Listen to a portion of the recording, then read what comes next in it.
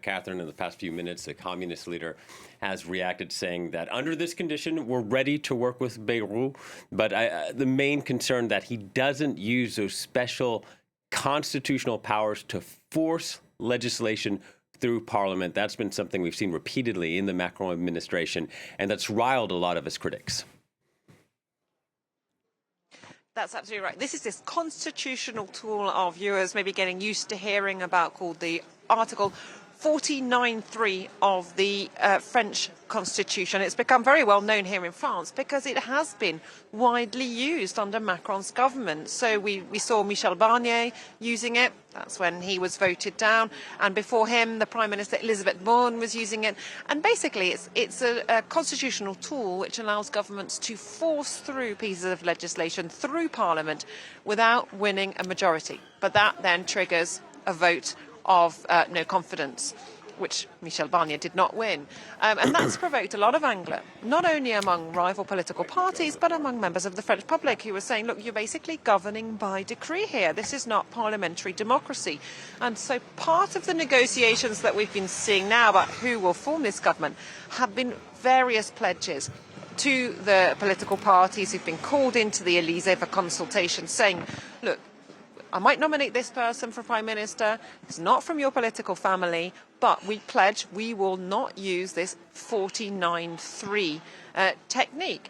And that has been somewhat of a negotiating chip here. So basically pledging not to use that tool to force legislation through Parliament, and on the other hand, parties saying, OK, well, we promised not to vote you down. So they've tried to create an agreement in order to be able to basically govern.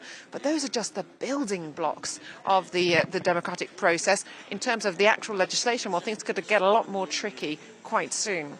Yeah, Mark, since this announcement, the Green Party saying the choice of Bayrou represents some form of bad theater.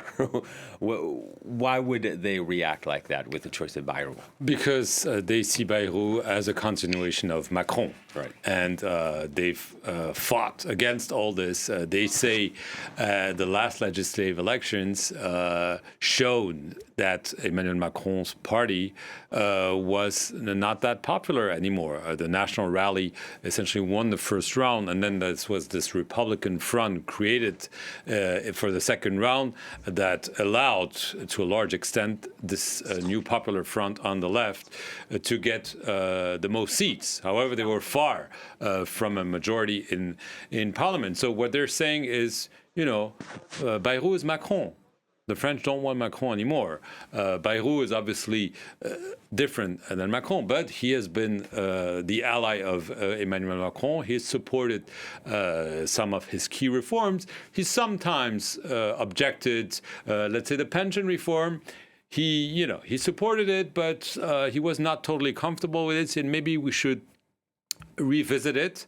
That could be an indication of what he's willing to do, and a way maybe to get some of the left, if not to vote for him, at least not to vote against him.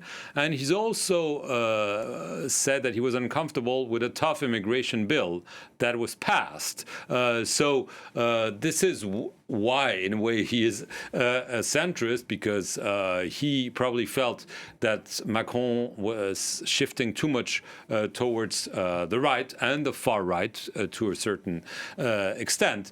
So that's why we'll have to wait to see what François Bayrou has to propose, because we can assume that, given that there were several days, there were a number of exchanges between him and Emmanuel Macron, and it's just about, it's not just Bayrou saying, give me the job, give me the job. He has to explain why he thinks this is going to fly better than Michel Barnier, why he won't crash like Michel Barnier, why he can garner a potential majority in Parliament until at least next summer, when the president is constitutionally allowed to call snap elections again, or even say that, I think I can do the job not only for 6 months, but actually until the end of your mandate. But for this, he will really need to form a new majority in parliament. You don't see how it could happen,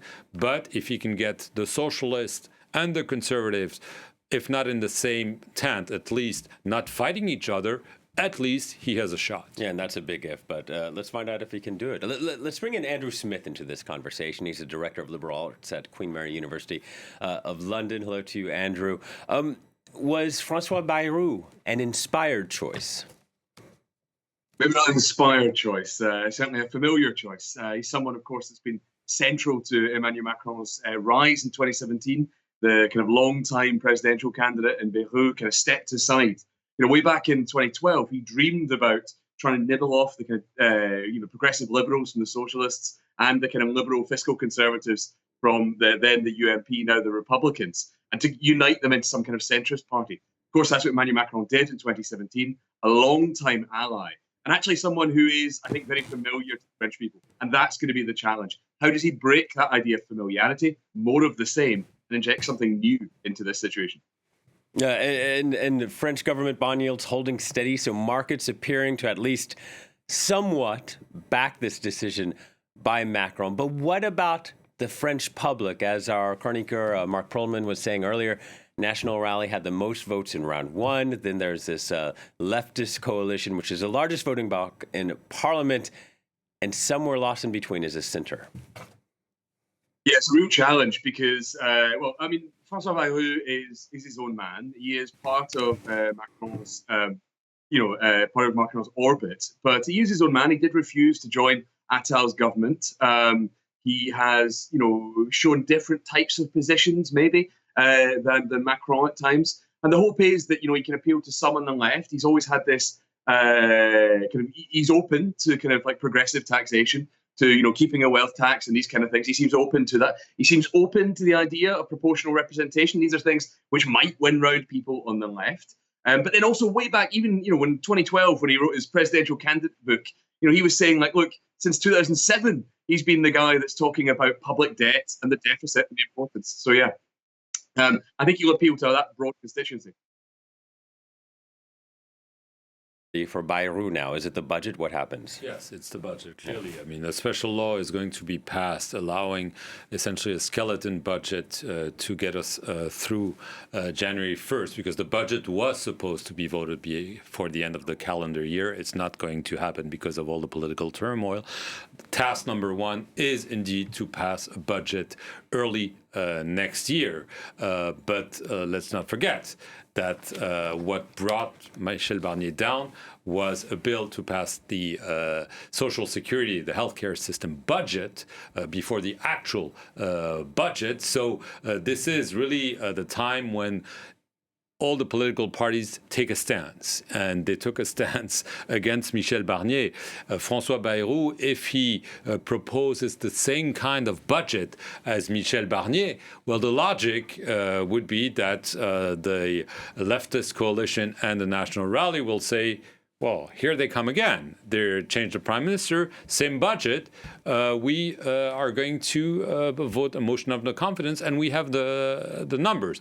What François Bayrou has to do is, at least in his speech, but also in his budget, give an indication that this will not just be a copy and paste of Michel Barnier, that it may be, there may be some taxes or less expenditure cuts and so on, because that has riled both the National Rally and the leftist coalition, and probably figure out some few reforms, but symbolic one, that could garner the support. Maybe, as I said, revisit the pension system reform.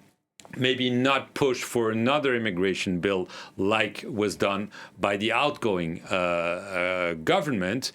So he'll need to find something to send the message that he can be different than Michel Barnier, not only because of his political past, but because of his future decisions. Andrew, help us out from the other side of the channel. Do things look like they're going to get better here in France before they get worse? What does this portend to?